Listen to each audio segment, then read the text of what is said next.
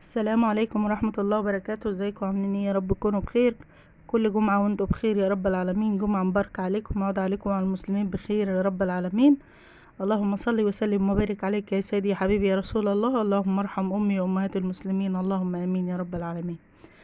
موضوع حلقتنا النهاردة اسوأ 10 انواع من المشاعر ممكن تمر بيها في حياتك لما تعيش اطول فترة من عمرك حد معاه معطاء جدا، فتحصد بعد عطائك ده كله إساءة، وكأن ذنبك الوحيد إنك كنت إنسان أكتر من اللازم.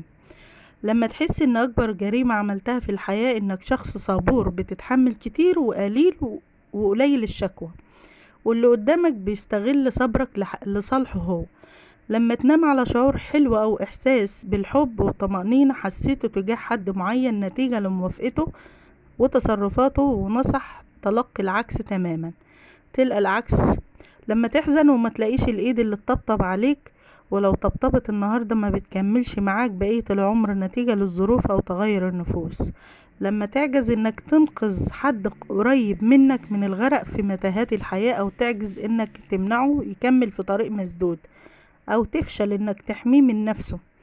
لما تكون بين اهلك واصحابك واصدقائك وناسك، ورغم كده تحس انك اكتر حد وحيد في الدنيا واللي حواليها عبارة عن فراغ.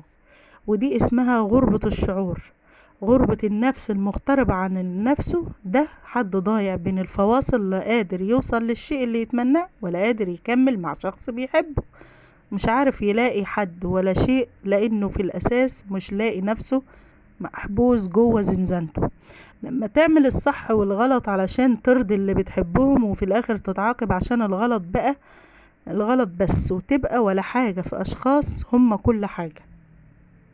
لما تعيش الظلم والقهر من أقرب الناس ليك، ويموت فيك دفاعك عن نفسك بسبب غلط عملته في حق نفسك قبل الآخرين.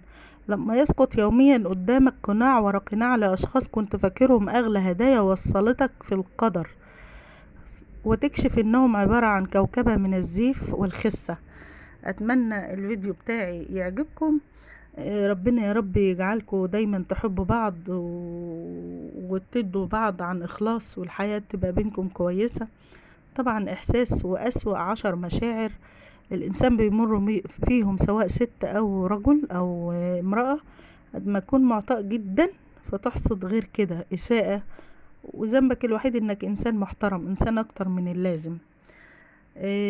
تحس إن أكبر جريمة عملتها في الحياة انك شخص صبور. الصبور طبعا بيتحمل كتير وقليل الشخصية، بس طبعا كل واحد بيعمل الخير وبيلاقيه، والله العظيم بيعمل الخير وما بيستناش من قصاده اي حاجة. لما تلاقيش طبطبة من الايد اللي بتطبطب عليك، ولو طبطبت النهاردة بتطبطبش بكرة ولا بتفضل معاك طول العمر، بيزهقوا وبيبعدوا. ما فيش حد كويس.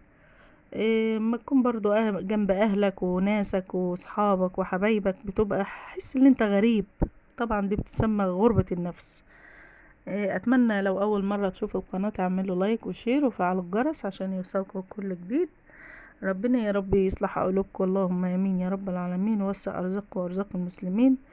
احنا في الدنيا وليست الجنة، وبعدين اعمل لله من نصيبك الله يسيبك. لازم نحزن ونبكي ونلام لأنه قدرنا، ونصبر لنا ربنا سيعوضنا وأجرنا يوم يجمعنا بما نحب. اللهم آمين يا رب العالمين. اللهم صل وسلم وبارك عليك. السلام عليكم ورحمة الله وبركاته.